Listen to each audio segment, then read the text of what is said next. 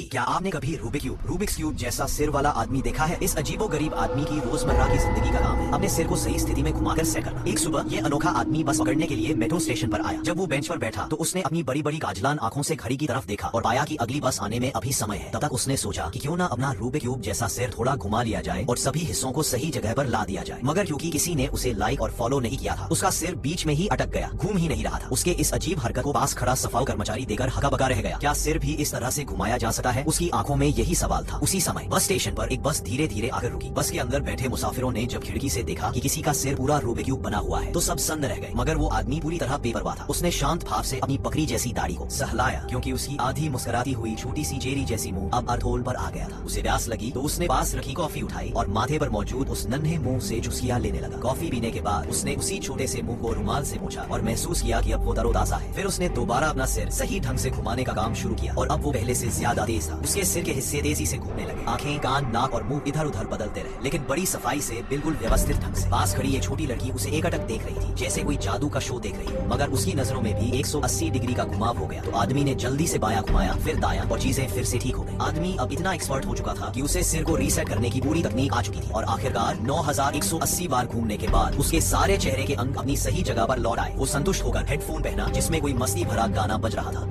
हमारा दिमाग भी हर दिन किसी न किसी समय में उलझ जाता है। ऐसे में क्या करना चाहिए? बस थोड़ा शांत रहो, एक कॉफी या ड्रिंक पियो और शायद तुम्हारे सारे रूबिक क्यूब जैसे उलझे हुए हिस्से अपने आप सही जगह पर आ जाए। फिर क्या करना